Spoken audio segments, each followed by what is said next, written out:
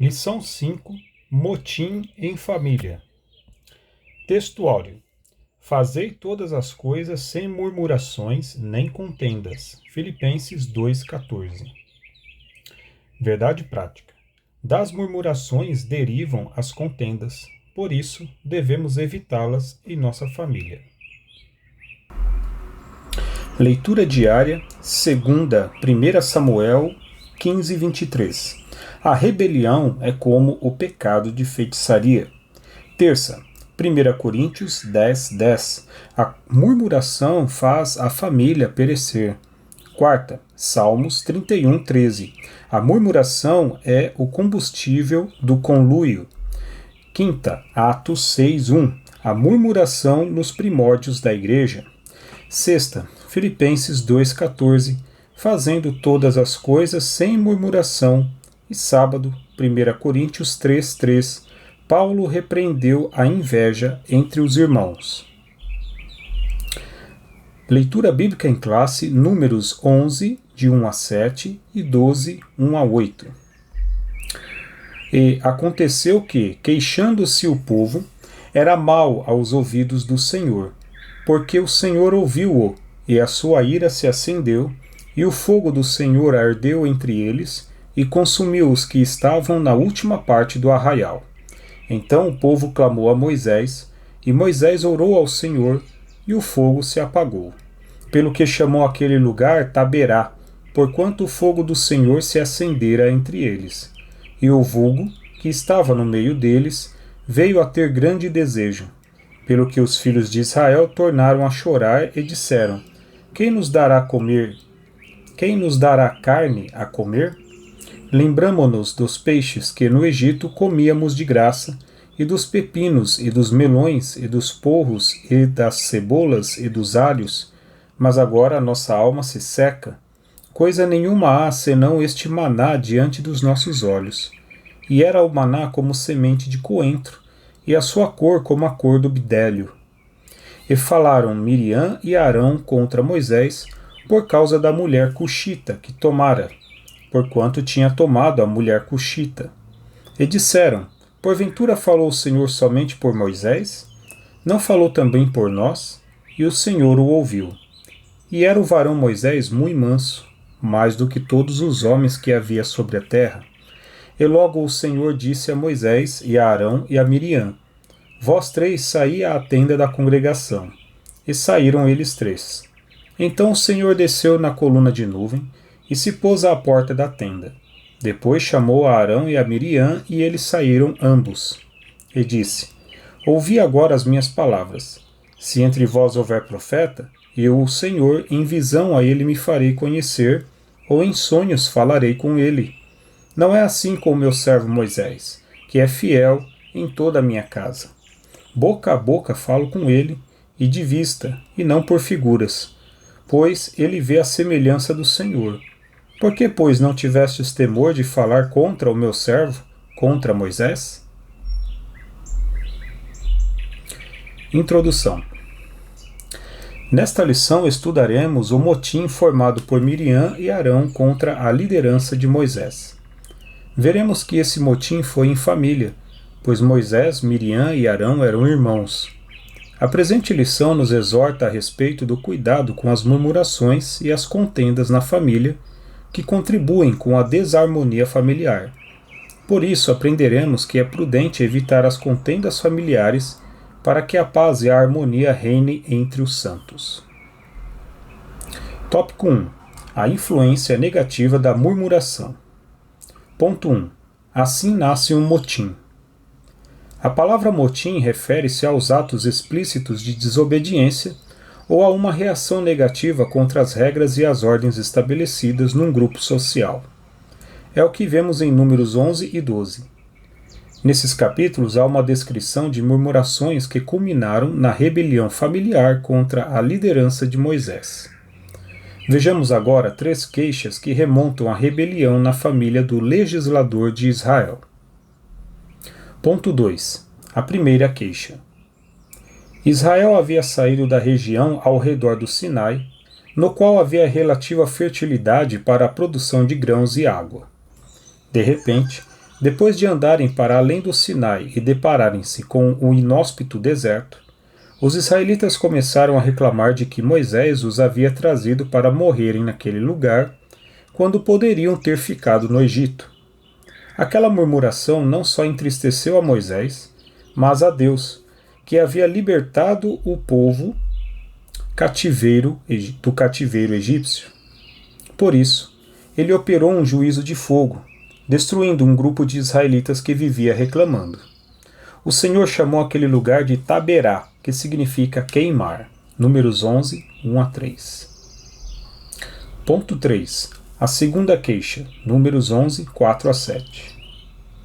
Após experimentar o juízo de fogo, no lugar de se humilhar diante de Deus, o povo começou a murmurar contra o maná que a cada manhã Deus enviava e a lembrar com saudades dos alimentos do Egito. Números 11, 4 a 6. Facilmente esqueceu-se de todas as privações experimentadas como escravos no Egito. Esse povo esqueceu-se também dos milagres operados pelo Senhor quando abriu o Mar Vermelho, quando transformou a água amarga em água doce e outros muitos milagres. A murmuração nos faz esquecer das boas coisas vivenciadas com Deus. Ponto 4. A terceira queixa. Números 12, 1 a 3.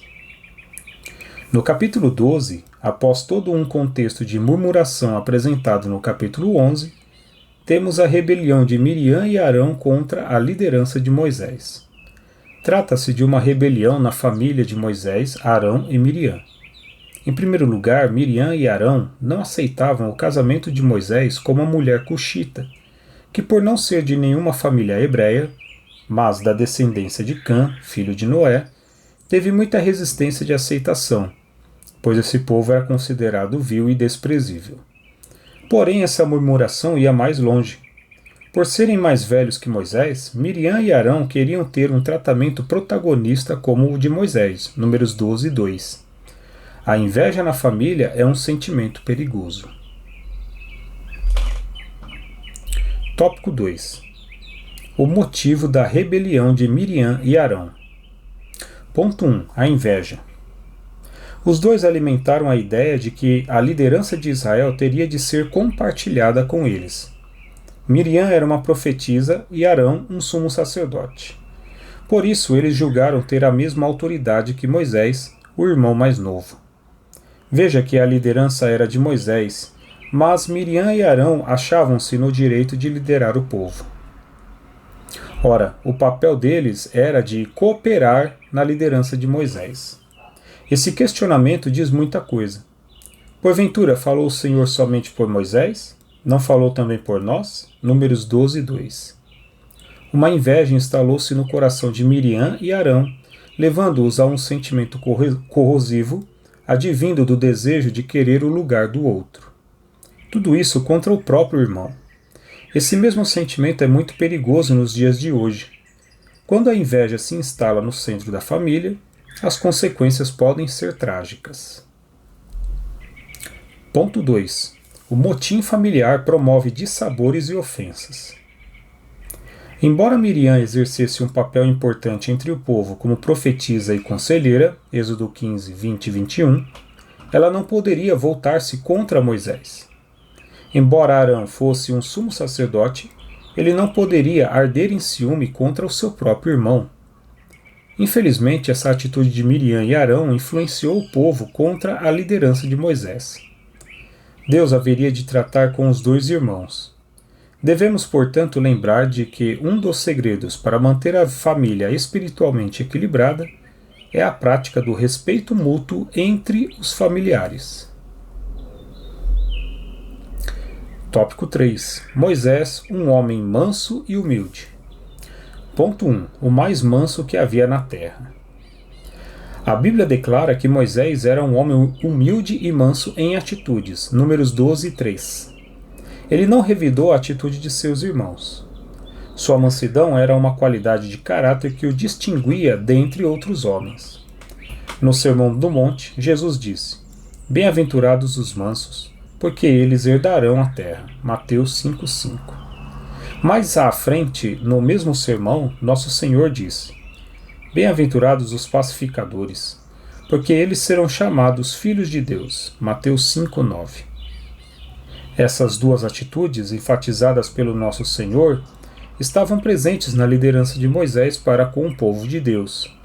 Na mentalidade mundana, ser manso pode significar fraqueza e covardia, mas no ensinamento bíblico implica a capacidade de exercer o autocontrole, o domínio de si mesmo.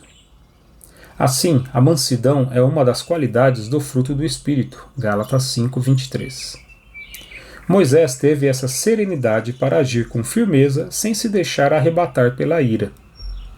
Mesmo sabendo da murmuração e da sedição de Miriam e Arão contra a sua liderança, ele não teve atitude vingativa para com seus irmãos. Pelo contrário, orou para que Deus os perdoasse. Nesse sentido, a mansidão e a pacificação são virtudes que a família cristã não pode deixar de rogar a Deus e praticar. São duas virtudes indispensáveis ao equilíbrio da família cristã. Ponto 2. O fardo de uma liderança.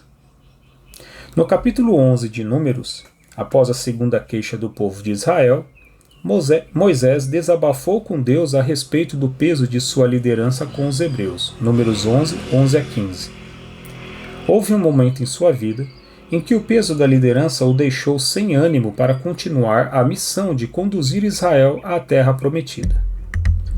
Então recebeu a orientação direta de Deus para separar 70 anciãos dentre os príncipes de Israel. Números 11:16.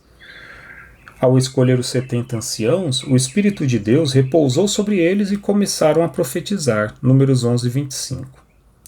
Esse episódio remonta ao contexto da rebelião dos dois irmãos contra Moisés. Outro sim é uma bênção quando o Espírito Santo é derramado sobre a família. No lugar do ódio há amor, no lugar do ciúme e da inveja há parceria e comunhão.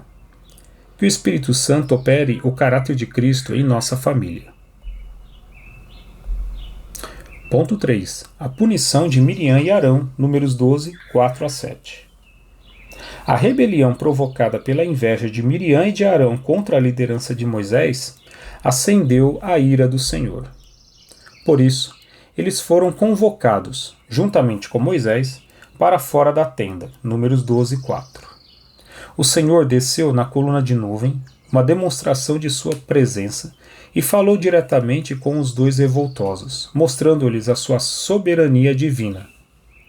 Ele deixou claro que, com Moisés, diferentemente do que fazia com eles, falava face a face, não por figura. Por causa da gravidade do pecado de Miriam em instigar seu irmão, Arão a compactuar com ela contra Moisés, a punição foi imediata contra ela. Miriam ficou leprosa no mesmo instante e foi separada do arraial de Israel por 7 dias. Números 12, 10 e 15. Assim, o texto mostra que todo motim no centro da família tem consequência trágica. Por isso, devemos pedir sabedoria a Deus para agir em nossa família. É preciso evitar as falsas acusações, as palavras atravessadas, a destruição de reputação de familiares. Esse não é um comportamento de quem manifesta o fruto do Espírito. Gálatas 5, 22-24. A vontade de Deus é que a paz e a harmonia estejam sobre a família cristã, pois é o Espírito Santo que opera o caráter de Cristo na família. Conclusão. O motim levantado por Miriam e Arão tinha como causa a inveja da autoridade delegada por Deus a Moisés. Logo, as consequências de atitudes como essas produzem grandes prejuízos morais e espirituais na família. Por isso, o apóstolo Paulo aconselha que andemos no Espírito para que as obras da carne não dominem as nossas atitudes. Gálatas 5, 25 e 26. É tempo de muita prudência. Amém.